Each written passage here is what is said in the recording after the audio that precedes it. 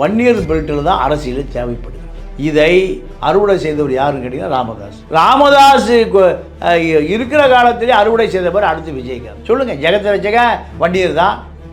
ஏழை வன்னி எத்தனை பேர் டாக்டராக இருக்காங்க காமிங்க, பட்டியலை காமி. நல்லா படிக்கிற நல்லா உழைக்கிற குடும்பத்திலேருந்து மேனேஜ்மெண்ட் கோட்டாவில் எத்தனை பேர் காமிச்சிருக்காங்க. எல்லாம் வட இந்திய பையன் தான் படிக்கிறான். அப்போ இவர்களெல்லாம் இந்த சாதியை சொல்லி ஏமாற்றுகிற மோசடி பேர் வழிகள். இல்லை, இவங்களை இப்படி சொல்கிறீங்க, இதில் விஜயகாந்த் ஏன் உள்ள எடுத்துகிட்டு வரீங்க? இல்லை, விஜயகாந்தை பொறுத்த வரைக்கும் அந்த அப்பாவி மக்களை ஏமாற்றி பிரேமலதாவும் விஜயகாந்தும் பல ஆயிரம் கோடிகளை குவித்து விட்டார்கள். அதான் குற்றச்சாட்டு. ரகுபதி மீது வருமானத்துக்கு அதிகமாக சொத்து சேர்த்த வழக்கு நிலுவையில் இருக்கு. அவர் என்ன அமைச்சர்? சட்ட அமைச்சர். அவரை போய் டிஎஸ்பி விசாரிச்சிருவானா? டிஎஸ்பி தான் ஐஓ, இன்வெஸ்டிகேஷன் ஆஃபீஸர். போய் விசாரிச்சிருவாரா? விசாரிக்க முடியாது. ஏன்? தண்ணியில் காட்டுக்கு போயிடுவார். அக்கிஸ்டுகள் பூரா அமைச்சர் சார். எந்த போலீஸ் போய் விசாரிப்பாங்க? அப்போது யார் இந்த மக்களை காப்பாற்றுவது?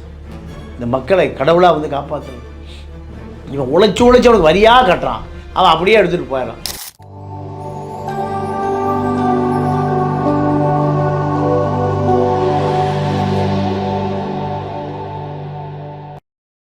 நேயர்களுக்கு வணக்கம். இன்றைய நேர்காணலில் நம்மோடு இணைந்திருக்கிறார் மூத்த பத்திரிகையாளர் திரு தமிழா பாண்டியன் சார். வணக்கம் சார். வணக்கம். இன்னும் 2 மாதங்கள் 2026 தேர்தல் படு ஜோராக தேர்தல் களம் இருக்குது.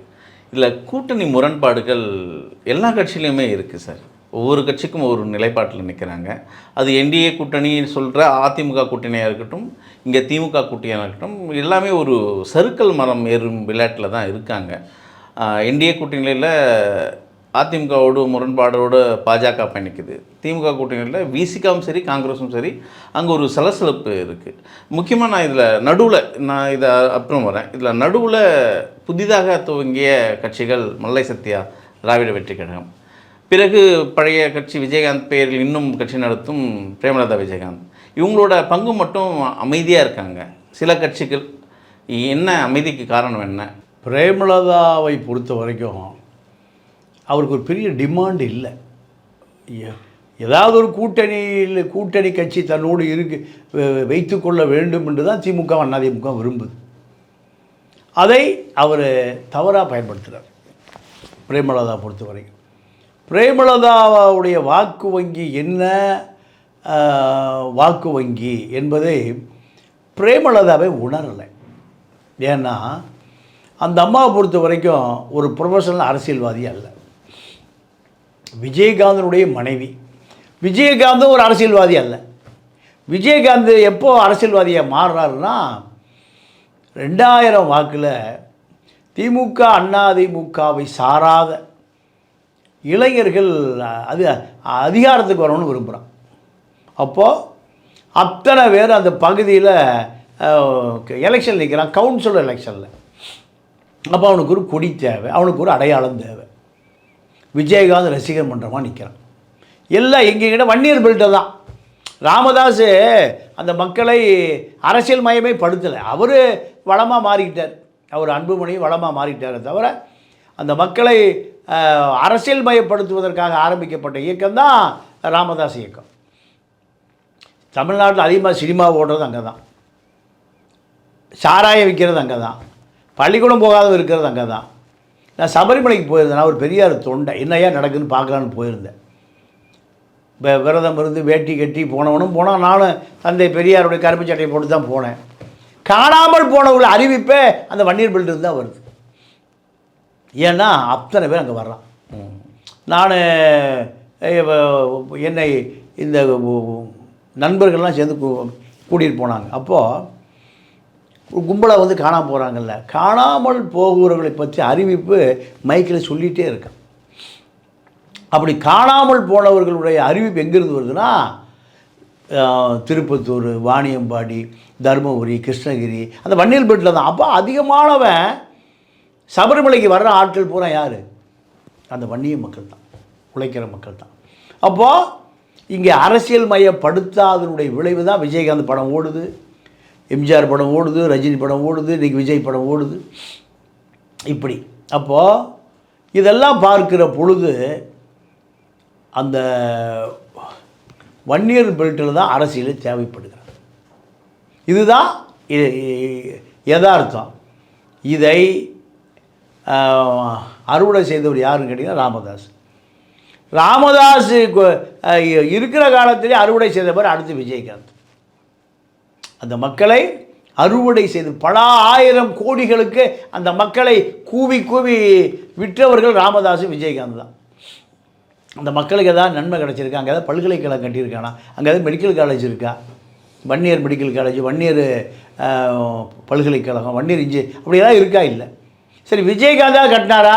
அந்த மக்கள் தான் அவரை 29 சட்டமன்ற உறுப்பினரும் விஜயகாந்த் காலேஜ் கட்டியிருக்காருல்ல சார். விஜயகாந்த் காலேஜை கட்டி அது லாபம் இல்லைன்னு இப்போ தனலட்சுமி சீனிவாசன் ரெட்டியாருக்கு விற்று விட்டார். இதான் காலேஜ். சொல்லுங்கள். ஓகே, நீங்கள் இன்னும் சொல்லுவோம் ஜெகத்தரிச காலேஜ் வச்சுருக்காருல்லங்க, ஏசி சண்முக காலேஜ் அப்படின்னு சொல்லலாம். அங்கே யாராவது ஏழை வாழ போயிட முடியுமா? யாராவது பஞ்ச பராரி அவன் சாதிக்காரனே போயிட முடியுமா? சொல்லுங்கள். ஜெகத்தரிசக வண்டியர் தான். ஏழை வண்ணி எத்தனை பேர் டாக்டராக இருக்காங்க? காமிங்க, பட்டியலை காமி. நல்லா படிக்கிற நல்லா உழைக்கிற குடும்பத்திலேருந்து மேனேஜ்மெண்ட் கோட்டாவில் எத்தனை பேர் காமிச்சிருக்காங்க? எல்லாம் வட இந்திய பையன் தான் படிக்கிறான். அப்போ இவர்களெல்லாம் இந்த சாதியை சொல்லி ஏமாற்றுகிற மோசடி பேர் வழிகள். இல்லை, இவங்கள இப்படி சொல்கிறீங்க, இதில் விஜயகாந்த் ஏன் உள்ள எடுத்துகிட்டு வரீங்க? இல்லை, விஜயகாந்தை பொறுத்த வரைக்கும் அந்த அப்பாவி மக்களை ஏமாற்றி பிரேமலதாவும் விஜயகாந்தும் பல ஆயிரம் கோடிகளை குவித்து விட்டார்கள். அதான் குற்றச்சாட்டு. சார், ஏற்கனவே அதாவது விஜயகாந்த் பிறப்பிலேயே ஒரு பண்ணையார் தானே சார்? அவருக்குன்னு ஒரு நிலம் சார், எல்லாருக்கும் நிலம் இருக்குது சார், எல்லாம் பண்ணையார் தான் சார். இவர் அதாவது சினிமாவில் சம்பாதிச்சார் இல்லையா? அதாவது சினிமாவில் 5000 கோடி சம்பாதிக்க முடியுமா? காமிங்க, பட்டியலை காமிங்க. இன்றைக்கி விஜயகாந்தோட சொத்து மதிப்பு 5000 கோடி. 5000 கோடி சினிமாவில் சம்பாதிச்ச ஆளை காமிங்க. எம்ஜிஆர் சம்பாதிச்சாரா? 5000 கோடி சம்பாதிச்சாரா? சிவாஜி சம்பாதிச்சாரா? சொல்லுங்கள், பட்டியலை காமிங்க. அரசியல் தான் சார், இது ஒரு பெரிய வியாபாரம் கிடங்கு சார். இது இந்த பக்கம் கூட்டணி சேரையா 300 கோடி, அந்த பக்கம் கூட்டணி சேரையா 500 கோடி, இந்த பக்கம் 200 கோடி, அந்த பக்கம் 1000 கோடி. இதுதான் சார் அரசியல். இது ஆட்சிக்கு வராத விஜயகாந்த் அரசியல் இப்போ இவ்வளோ சம்பாதிச்சுன்னு சொல்கிறீங்களா? சரி, நான் கேட்குறேன். பாண்டிச்சேரியில் ஒரு மெடிக்கல் காலேஜ் இருக்குது, வெங்கடேஸ்வரா மெடிக்கல் காலேஜ். அதுக்கு ஓனர் யாருன்னா விஜயகாந்த் மனைவி பிரேமலதாவுடைய அக்காள் ராதாவுடைய கணவர். அவர் அதுக்கு முந்தைய என்ன பண்ணிட்டு இருந்தாருன்னு கேட்டிங்கன்னா, சாதாரண ஒரு 5 ஏக்கரா 10 ஏக்கரா விவசாயி. 5 ஏக்கரா 10 ஏக்கரா விவசாயி ஒரு 3000-4000 கோடி எப்படி சேர்த்த முடியும் சொல்லுங்கள்? நீங்கள் ரெட்டில்ஸு தாண்டி போனீங்கன்னா அங்கே ஒரு வெங்கடேஸ்வரா மெடிக்கல் யூனிவர்சிட்டி இருக்குது. இது நம்ம உடையாரோட பெரிய சாராய உடையாரோட பெரிய கல்லூரி. ஆந்திரா பீப்புள் போகிற அங்கே தான் வைத்தியம் பார்க்குறான். 100 ஏக்கர் அவ்வளோ விரிந்து பறந்து கிடக்கு. அது ஒரு 3000-4000 கோடி வரும். இதெல்லாம் ஏதுன்னு கேட்குறேன். அவங்க அப்பா சுகர் ஃபேக்ட்ரியில் சாதாரண கிளார்க். இந்த கிளார்க்குடைய பசங்க பொண்ணும் எப்படி 5000 கோடி சொத்து வர முடியும்? விஜயகாந்த் 2011 ஜெயலலிதாவோடு கூட்டணி வைத்து ஜெயலலிதா முதலமைச்சர் ஆவதற்கு உதவி செய்வதற்காக கொடுக்கப்பட்ட பணம் 2000 கோடி. சார், ஒரு எம்எல்ஏ மந்திரி 2000-3000 கோடி சம்பாதிக்கிறார் சார்.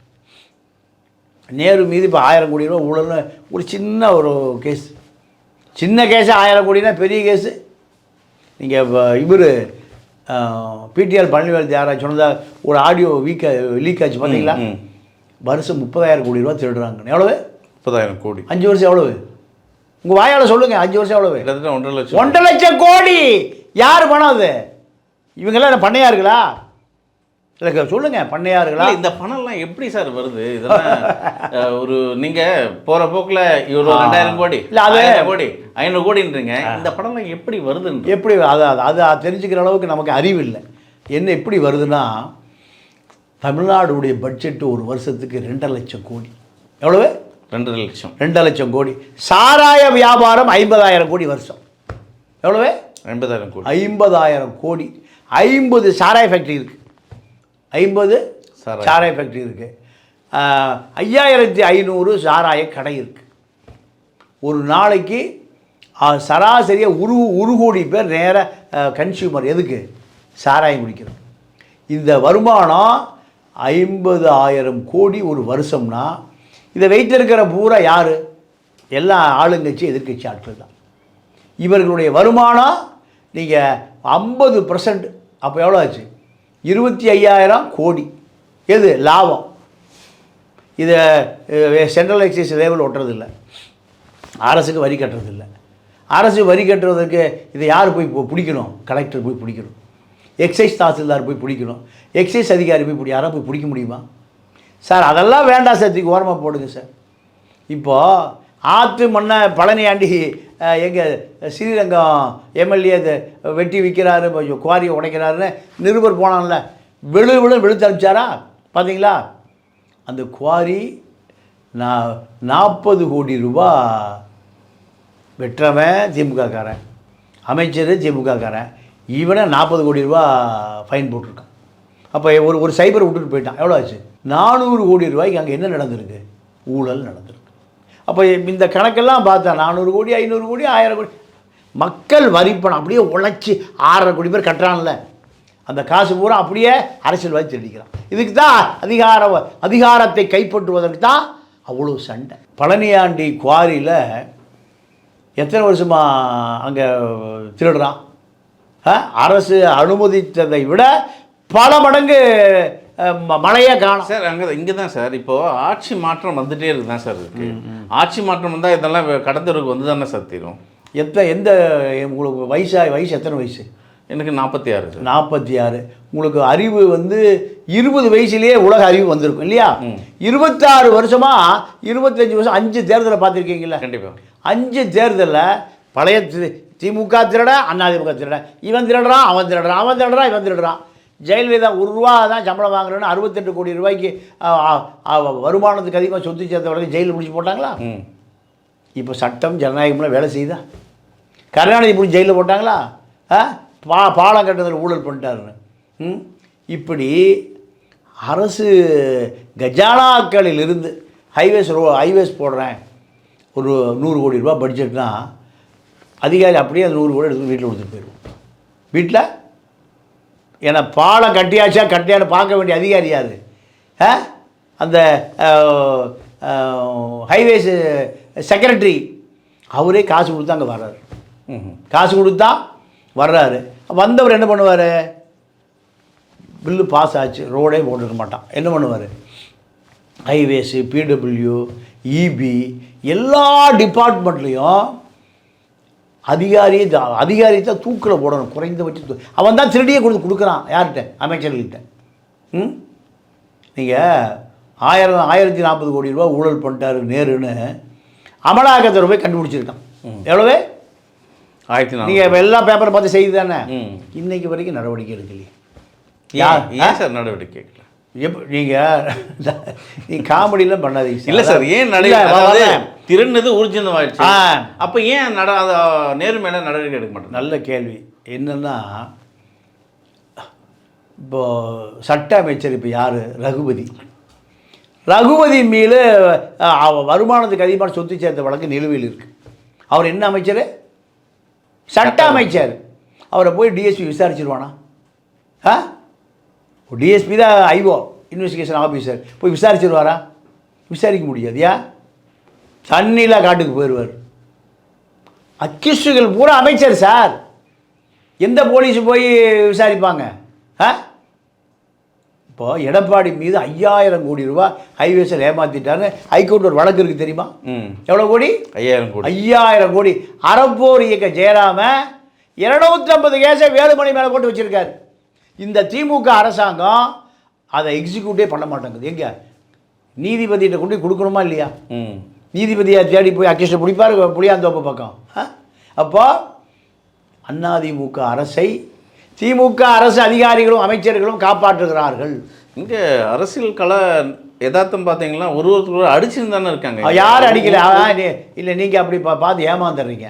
அதெல்லாம் பகலில் ஊய் ஒழிச்சிருவேன், தொகுதியில் தொலைச்சிருவேன், நைட்டில் எல்லாம் பங்கு வர்ற பங்கு ஆளுக்கு ஷேர், அப்படி இப்படி பாதி போயிடும். இப்போ இங்கே கட்சி மாற்றமே இல்லை, எல்லாரும் ஒரே கட்சி தான். எல்லாம் கரெக்டாக இப்போ தான் ரூட்டுக்கே வர்றீங்க. எல்லாம் ஒரே கட்சி தான். நீங்கள் வேலுமணியை யார் காப்பாற்றுறாருன்னா அங்கே இருக்கிற நேரு காப்பாற்றுறாரு. முதல்ல ஊழல் அமைச்சர் யார்? உள்ளாட்சித்துறையில் வேலுமணி. இப்போ அமைச்சர் யார்? நேரு. வேலுமணியிடம் இருந்த அதே அதிகாரிகள் Prakash IAS, Karthikeyan IAS, Chandrasekar IAS, இவர்களெல்லாம் நீங்கள் 10,000 கோடி ரூபா சொத்து வச்சுருக்கா சார் இந்த அதிகாரிகள். இதை என்ஃபோர்ஸ்மெண்ட்டுக்கு தெரியும், அமித்ஷாவுக்கு தெரியும், அவங்க பாட்டனுக்கு தெரியும், எல்லா ஆளுக்கும் தெரியும். ஏன் இவன் திருடி பாயாங்க கொடுத்துட்டு அதை ஒயிட் ஆக்கிடுறான். அப்போது யார் இந்த மக்களை காப்பாற்றுவது? இந்த மக்களை கடவுளாக வந்து காப்பாற்றுறது? இவன் உழைச்சி அவனுக்கு வரியாக கட்டுறான், அவன் அப்படியே எடுத்துகிட்டு போயிடறான். பிரவீன்குமார் இப்போ இருக்கிற ஒரு அதிகாரி ஏர்போர்ட்டில் மூட்டையாக பொட்டி பணம் கொண்டு போகிறார். அதெல்லாம் கொண்டு போக கூட இறக்கி வச்சோடனே இப்போ ரயிலில் போயிட்டுருக்கு. நீங்கள் இப்போ கலெக்டர் வேலை எங்களுக்கு வேண்டாங்க, கார்பரேஷன் கமிஷன் கொடுன்னு கேட்டு வாங்கிட்டு இருக்கேன். கார்பரேஷன் கமிஷன் டெய்லி பொட்டி வருது, கோடியாக வருது. இதை சார் 250 வழக்கு நிலுவையில் போட்டு வச்சுருக்காரு சார் அறப்போர் இயக்க ஜெயராதன் அரசு அலுவலகத்திலிருந்து ஆவணங்களின் அடிப்படையில். இந்த அரசு வழக்கே நடத்த மாட்டாங்க. எந்த அரசு? திமுக அரசு. யார் மேலே வழக்கு போட்டது? அதிமுக காரன் மேலே. அப்போ 2 பேருக்கு பசங்க தான் பள்ளிக்கூடத்தில் பாடுவான், ஒரு மிட்டாயை வாங்கி 2 பேரும் பங்கு போட்டு தின்னலாம். அதிமுக அரசு அதிகாரிகள் மேலே போட்ட வழக்க திமுக நடத்த விட மாட்டேங்கிறான். அப்போ என்ன அர்த்தம்? அதுக்கு பேர் ஹெல்த் விஜயபாஸ்கர் பல ஆயிரம் கோடி திருடி வச்சுருக்கான். அந்த வழக்கை மா சுப்பிரமணியம் நடத்த விட மாட்டேங்கிறார். ஏன்? மா சுப்பிரமணியம் திருடிட்டு இருக்கார். இவர் திருடுனா அவர் ஆட்சி வந்துன்னா இவர் மேலே அவர் வழக்கு போடுவார். நானும் திருடிக்கிறேன், நீ என் மேலே வழக்கு போடாத, நீ திருடிக்க நான் வழக்கு போட மாட்டேன். இதுதான். ஆனால் எடப்பாடி அவர்கள் குரல் எழுப்புறாரு, ஸ்டாலின் அவர்களே ஜாக்கிரதையாக இருங்க அப்படின்னு குரல் எழுப்புறாரு. அது அதாவது இந்த திமுக ஆட்சி வந்த பிறகு எடப்பாடி மீது வழக்கு போட்டிருக்காங்களா? கொடநாடு வழக்கு விசாரித்தாங்களா? இல்லை. சுதாகர் ஐபிஎஸ் போய் கோயம்புத்தூரில் எல்லாம் கோப்பை வச்சுக்கிட்டு உட்காந்து பார்த்து அது மேலே படுத்து தூங்கி பார்த்தாரு, ஒன்றும் நடக்கலை. அவர் எங்கே மத்திய அரசு பணிக்கு போயிட்டார். சார் ஸ்டாலின் இதை சொல்லி தான் சார் போன எலெக்ஷன்லேயே வின் பண்ணார். அம்மாவின் கொலை மர்மம் கண்டுபிடிக்கப்படும், கோடநாடு கொலை வெளியே வரும், அதெல்லாம் சொல்லி தானே சார் அரசுக்கு வந்தார். இப்போ என்ன ஆச்சு? விசாரித்து எல்லாத்தையும் முடிச்சு ஜெயிலில் போட்டாச்சா? அந்த பக்கமே போகலையா? பார்க்க வேண்டியவர்களை பார்த்து கவனிக்க வேண்டியதை கவனித்தால் கதை முடிந்து விட்டது. அப்போது அதிமுக ஊழல் ஆட்சியை திமுக காப்பாற்றுகிறது. திமுக ஊழல் ஆட்சியை அதிமுக காப்பாற்றும். அமித்ஷா எல்லாம் கும்பலாம் போனாங்களாம். அமித்ஷா சொன்னாராம், நீ எதிர்க்கட்சி வேலையே பார்க்கல, ஸ்டாலினை காப்பாற்றிட்டு இருக்க, வழக்க கிழக்க போட்டு ஏதாவது சிக்கல் பண்ணியா, அறிக்கை கூடியா, திமுக பற்றி ஒன்றுமே பேச மாட்டேங்கிற. சொன்ன பிறகு எடப்பாடி ஒரு 10-15 பேப்பரை எடுத்துகிட்டு நேராக போய் ஆளுநர் பார்த்து நடவடிக்கை எடுங்கன்னார். ஏன் 4.25 வருஷம் எங்கே போனார்? இவர் வழக்கை அவர் காப்பாற்றுறாரு, அவர் வழக்கை இவர் காப்பாற்றுறாரு. இதுதான் அரசு. அதனால் மக்கள் மடையர்கள், மக்கள் 500 ரூபா குவார்ட்ரு காக்கா பிரியாணி பார்ட்டி. இதுதான் யார்? திமுக அதிமுக 2 பேருக்குமே தெம்பா இருக்கிற மாற்று அரசியல் வந்தவங்க இப்போ அதிமுகவும் சரி திமுகவும் சரி மக்கள் வெளியே அமிச்சிட்டாங்கன்னா மற்றவங்க காப்பாற்றிடுவாங்களா? நல்ல கேள்வி இது. அதை விட அருமையான கேள்வி. அதாவது இன்றைக்கி 2 நாள் ஒரு காமெடி நடந்துகிட்ருக்கு.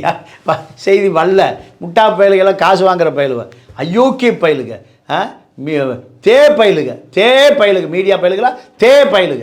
அதாவது தடிமன் வார்த்தை இல்லைங்க, வேதனையாக இருக்குங்க. 2 நாளாக விஜய் கட்சி பனையூரில் விருப்ப மனு கொடுக்குறான். விருப்ப மனு எவ்வளோ தெரியுமா? 100 ரூபா. எவ்வளவு? 100 ரூபா. ஒவ்வொருத்தர் 3 விருப்ப மனு வச்சுருக்கேன் 300 ரூபாய்க்கு. ஏன்டா விஜய் பார்க்கலன்னு போனங்க காணுங்க. ஏன்டா விருப்ப மனு மரியாதையே போச்சுக்க. நேற்று போய் வாங்கியிருக்கான், இன்றைக்கும் போய் வாங்கியிருக்கானுங்க. அவ்வளோ எங்கே போகிறவன்? கட்சியே இல்லாதவன் 100 ரூபாய்க்கு வாங்கின விஜயை பார்த்துடலாம். எங்கே? பனையூருக்குள்ளே அங்கே குடியிருக்கிற சாலம் போல தெருவுக்கு வந்து, ஏன்டா நாங்கள் குடியே இருக்க ஊரை காலி பண்ணிட்டு எங்கடா போகிறது? கும்மிடி பூண்டியாக போகிறது? ஏன்டா உயிர் எடுக்கிறீங்க? விருப்ப மனு வாங்குறதுக்கு தெருவில் போகிறவன், வண்டி ஓட்டுறவன், ஆட்டோவை ஓட்டுறவன், கருவாடு விற்கிறவன் எல்லாம் எங்கே வந்துட்டான்? விஜய் விட்டு வந்துட்டான். இந்த மக்களை இவன் காப்பாற்றுவான்னு இல்லைங்க. இல்லை நம்ம புஷி எங்களுக்கு பெரிய பிரச்சனையை இட்டாண்டுட்டு வந்துட்டு இட்டாண்டு குடி விடுறது ஆயாப்புறம் விருப்ப மனு 100 ரூபாய்க்கு விற்று சினிமா டிக்கெட்டே 2000 ரூபாய்க்கு விற்கிறானுவா. எம்எல்ஏ ஆறுக்கு விருப்ப மனு 100 ரூபா. அப்போ இந்த காமெடியை எங்கே போய் இல்லை சொல்கிறது? சார். அப்போ இருங்க, என்னை பேச விடுங்க சார். அடுத்து ஒரு ஆள் எனக்கு அங்கேருந்து லைவாக சொன்னாங்க. நான்லாம் வரலாம் என்னங்க சார், உங்களுடைய எதை தியாகம் பண்ணீங்க, எத்தனை போராட்டம் நடத்திருக்கீங்க, சரி அது காலம் இருக்குல்ல. அவன் நான் எங்கேயும் சினிமா பார்த்தேங்க, சிறையெல்லாம் பார்க்கலங்க. யோ உனக்கு சிறப்பு தகுதி என்ன? 4 தடவை பார்த்துருக்கேங்க. எதை? விஜய் என்ன படத்தை? லியோவை 4 தடவை பார்த்துருக்கேங்க. இது தகுதி பார்த்தாதா? அவர் எங்கெங்கே ஜெயிலுக்கு போனார்? யார்? தலைவர் எப்போ இந்த கட்சிக்கு வந்தாரோ நானும் போய் வந்துட்டேன். நானும் அவர் அளவு சீனியருங்க. யார்? விருப்பம் பண்ண வச்சுருக்கிறவன். அவன் ஒன்று, பொண்டாட்டி எந்த தொகுதி, இவர் எந்த தொகுதின்னு தெரில. அப்போது இப்படி காமெடியாக இருக்குது. இதில் இவர் முதலமைச்சர், மக்களை காப்பாற்று. அந்த வீதியில் குடியிருக்கிறவங்க போனால் ஒன்று அந்த காலி வேண்டி ஊரை காலி வேண்டிட்டு போனோம், இல்லை நாங்கள் ஊரை காலி வேண்டிட்டு போனோம். மக்கள் ஒரு வார்த்தை சொல்கிறாங்க, பல கோடியை சம்பாதிச்சு அதை விட்டுட்டு தான் மக்களுக்கு தியாகம் பண்ண வந்திருக்காரு, அரசியலுக்கு வந்துருக்கார் விஜய். சார் தியாகம் பண்ணிட்டு சார், நான் கேட்குறது 3.5 கோடி ரூபா ரேஞ்ச் ரோவர் கார்லேயே போய் தியாகம் பண்ணுறது. அண்ணாவும் பெரியாரும் ரேஞ்ச் ரோவர் கார்லேயே போய் தியாகம் பண்ணான். 100 பேர் போகிற பஸ்ஸில் ஒரே ஆள் உட்காந்துட்டு போய் தியாகம் பண்ணான். இன்றைக்கி எல்லாம் அரசியல் இல்லை சார், காமராஜர் கக்கணன் தான் சார் இப்போ நமக்கு தேவை, நல்ல கண்ணு தான் சார் தேவை. இந்த 3.5 கோடி ரூபா ஆளுகளாக தேவை. சோத்துக்கு இப்போ பிச்சை எடுத்து தெரியாது சார், தெருவில் படுத்து கிடக்கிறான் சார். இந்த வீதிகள் வரும்போது ஒரு தெருவில் படுத்து கிடக்கிறான் சார். குடிச்சிட்டு தெருவில் நாய் படுக்காது சார். இப்போ நான் வரும்போது பார்த்துட்டு வந்தேன், பார்த்தீங்களா? போய் பாருங்கள். அப்போது இப்படி இந்த தமிழ் சமூகம் போயிட்டுருக்கு. இந்த தமிழ் சமூகத்தை தூக்கி நிறுத்துவதற்கு யாருக்கு வேணும்? அவனை போல ஒரு தியாகி தான் சார் வேணும். அவனை புரிந்து கொண்டவன் தான் சார் வேணும். இந்த காலத்தில் யாரு கக்கனும் காமராஜரும் வரல. இல்லை, அதுதான் வேணுங்கிறேன், அதுதான் வேணும். நீங்கள் லேண்ட் குரூசர்லாம் இப்போ தேவையே இல்லை. மக்களுக்கு யார் தேவை? அவனுடைய வியர்வை நாற்றத்தை தெரிந்து கொண்டவன் தான் சார் வேணும். நீங்கள் இதுதான் அரசியல். இது தள்ளி நெல் தூரமாக நில்வோம், வேர்வை நாற்றடிக்குது.